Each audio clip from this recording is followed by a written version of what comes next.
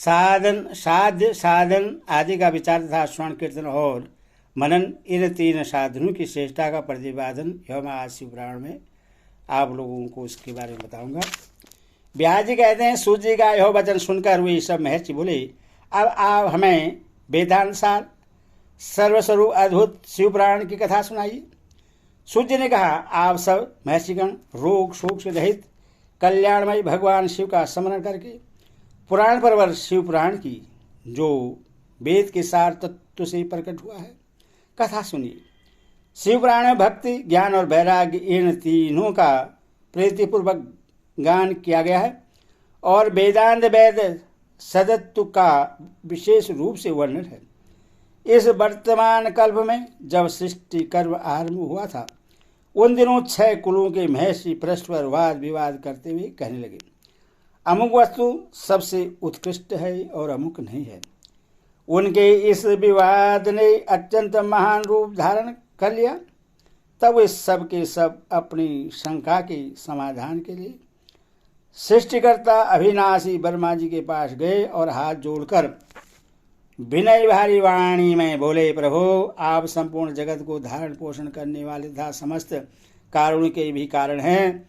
हम यह जानना चाहते हैं कि संपूर्ण तत्व से परे पर पुराण पुरुष कौन है।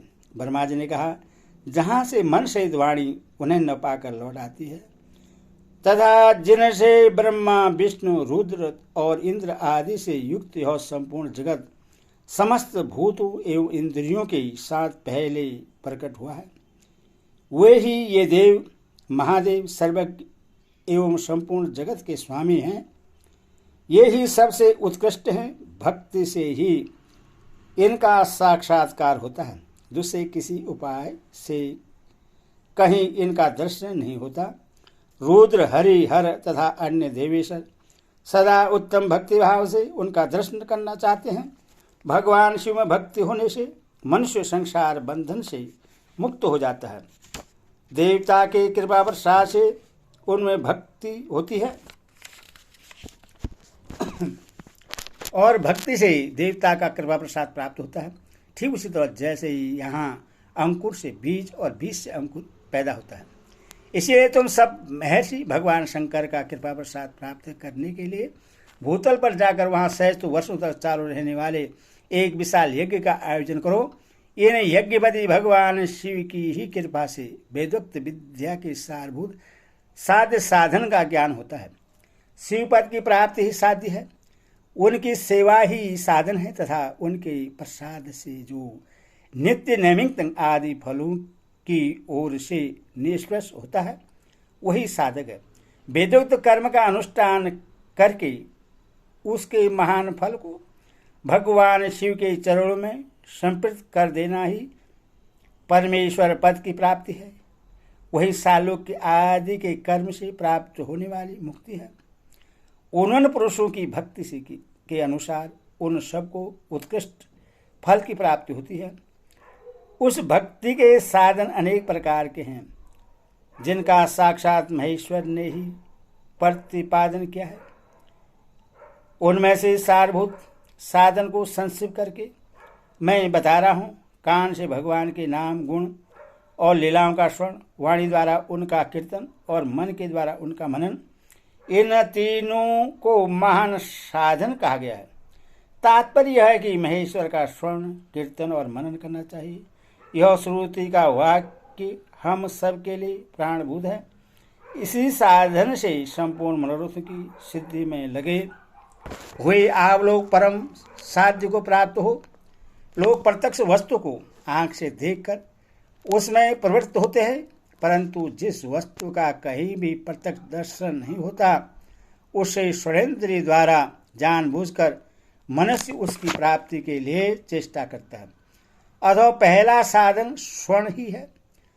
उसके द्वारा गुरु के मुख से तत्व को सुनकर श्रेष्ठ बुद्धि वाला विद्वान पुरुष अन्य साधन कीर्तन एवं मनन की सिद्धि करे। कर्मश मनन प्रयत्न इस साधन की अच्छी तरह साधना कर लेने पर उसके द्वारा सालोक्य आदि के कर्म से धीरे धीरे भगवान शिव का सहयोग प्राप्त होता है। पहले सारे अंगों के रोग नष्ट हो जाते हैं। फिर सब प्रकार का लौकिक आनंद भी विलीन हो जाता है। भगवान शंकर की पूजा, उनके नामों के जप तथा उनके गुण रूप विलास और नामों का युक्ति प्राण चित्त के द्वारा जो निरंतर परिशोधन या चिंतन होता है उसी को मनन कहा गया है। वह महेश्वर की कृपा दृष्टि से उपलब्ध होता है। उसे समस्त श्रेष्ठ साधनों में प्रधान या प्रमुख कहा गया है। सूर्य कहते हैं, मुनीश्वरों, इस साधन का महात्म्य बतलाने के प्रसंग में मैं आप लोगों के लिए एक प्राचीन वृत्तांत का वर्णन करूंगा। उससे ध्यान देकर आप सुने। पहले की बात है, पराशर मुनि के पुत्र मेरे गुरु व्यासदेव जी सरस्वती नदी के सुंदर तट पर तपस्या कर रहे थे। एक दिन सूर्य तुल्य तेजस्वी विमान से यात्रा करते हुए भगवान संत कुमार अकस्मात वहां जा पहुंचे। उन्होंने मेरे गुरु को वहां देखा। वे ध्यान में मग्न थे। उससे जगने पर उन्होंने ब्रह्मपुत्र संत कुमार जी को अपने सामने उपस्थित देखा। देखकर वे बड़े वेग से उठे और उनके चरणों में प्रणाम करके मुनि ने उन्हें अर्घ्य दिया और देवताओं के बैठने योग्य आसन भी अर्पित किया। तब प्रसन्न हुए भगवान सनत कुमार विनीत भाव से खड़े हुए ब्यास जी से गंभीर वाणी में बोले, मुने, तुम सत्य वस्तु का चिंतन करो। वह सत्य पदार्थ भगवान शिव ही हैं, जो तुम्हारे साक्षात्कार के विषय होंगे। भगवान शंकर का श्रवण कीर्तन मनन ये तीन महंतर साधन कहे गए हैं। ये तीनों ही वेद सम्मत है। पूर्व काल में दूसरे दूसरे साधनों के संभ्रम में पड़कर घूमता घामता मंदराचल पर जा पहुंचा और वहां तपस्या करने लगा। तदंतर महेश्वर शिव की आज्ञा से भगवान नंदिकेश्वर वहां आए। उनकी मुझ पर बड़ी दया थी।